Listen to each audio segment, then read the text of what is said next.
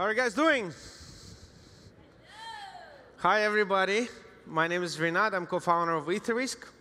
Etherisc is a decentralized insurance protocol to collectively build insurance products.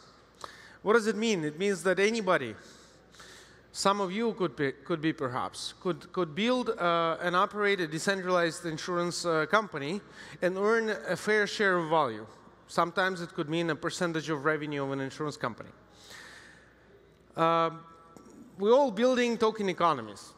How many of you believe that we're building token economies that will have economic participation, that will have activity, GDP? Raise your hand. All right. So in developed economies, the safer the economy is, the more stable it is, the more attractive it is to live in, the higher the percentage of GDP consists of the premiums of insurance. What does it mean? It means that there are safety nets that provide participants of such economy a safe way to participate in economic activity. Meaning that it's safe to use a multi-sig wallet because there is insurance available. But when we are building a token economy, the ratio of GDP, the ratio of premiums to GDP is nearly zero. So what we believe in is that in order for token economies to get mass adoption, in order for products of a lot of projects that you've seen on stage, they must have safety nets for their participants in order to onboard the users, validators, workers, data providers, individuals. In order to adopt all of them at scale, there must be safety nets that allow for risk transfer. And what we see from the leading crypto protocols and crypto networks that are all working on enabling safety nets to be either part of their protocol or available as an add-on to their participants. So how many of you went to DEF CON by any chance, to Cancun?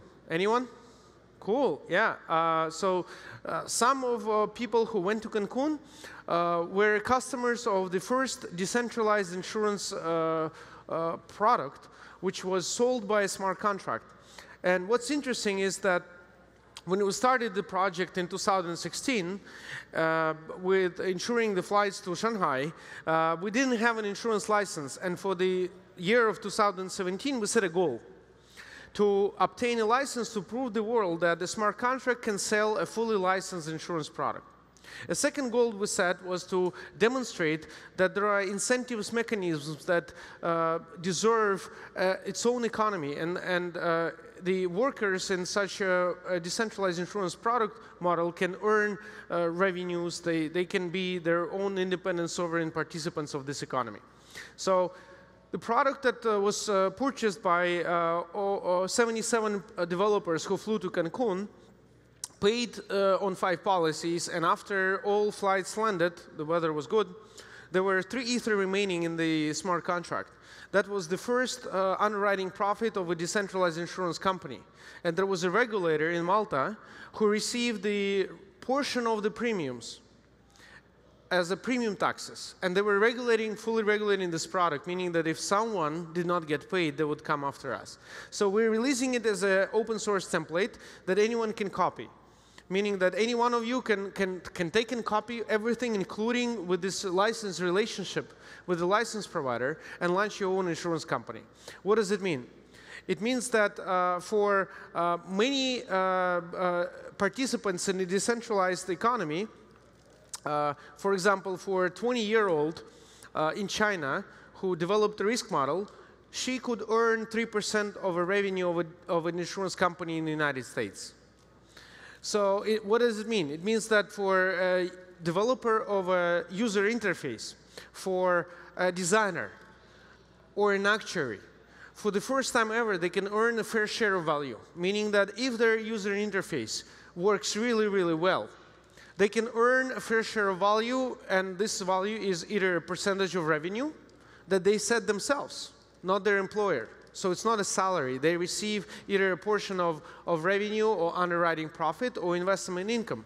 So our goal is to enable 5,000 people around the world to become mini Warren Buffetts. Because a large insurance company may not care about a $50 million market. It's too small for them. But a 20-year-old in China very well may be interested. So as a result, we have a model where the participants, instead of signing paper contracts, they stake their a token into the protocol to ensure that they will provide the service, like provide doing the claim adjustment. So if you promised you will adjust 10 claims for car insurance, you will lose the stake if you don't adjust all 10. So instead of releasing the stake back to you, we can send the stake to a backup provider. And this is the problem exactly what we faced when we hired Oraclize, providing the claim adjustment using an API of FlightStats. Many of the callbacks did not come back at all. And this problem is faced by many of the protocols using oracles, including Ethland, for example, that have the same problem. So this is the function of the token in the protocol, is to provide the stake and allow the people to work with each other without having a paper contract and without having to sue somebody in China. What do we have as a result? We have a model where instead of 10 to 12 intermediaries seeking rent, we have 0 to 3 intermediaries. We cannot reduce it down to 0 in many cases, but in some cases we can. For example, in flight delay insurance, there are no intermediaries that are seeking rent. The risk model developer earns percentage of revenue. Oraclize earns a percentage of revenue too. Anybody who wants to copy this model, free to do so. And they could build their own product. And so at this time, we have a pipeline of over 25 products being built on Etherisc protocol. The next product that is coming up is a collateral protection insurance for crypto-backed lending networks. Companies like SweetBridge, Salt, Ethland, they came to us in order to obtain the protection for their participants, in order to give them the safety net, because there is so much demand and very little supply.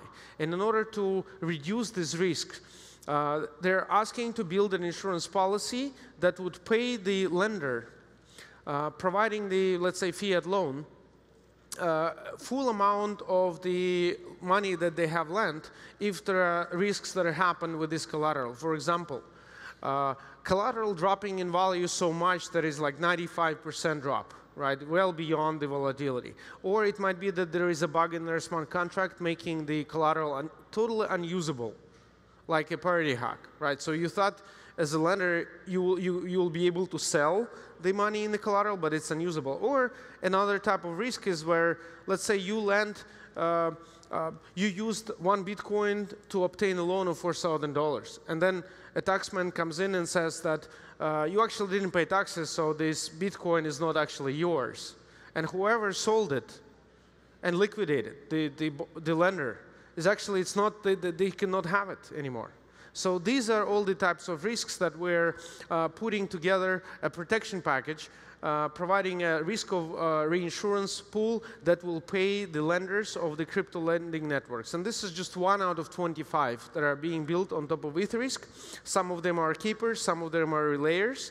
And overall, it's a way to enable the individual workers, data scientists, actuaries, and individual investors to earn a fair share of value, regardless of age, wealth, connections, and their social status. My time is up. Thank you very much.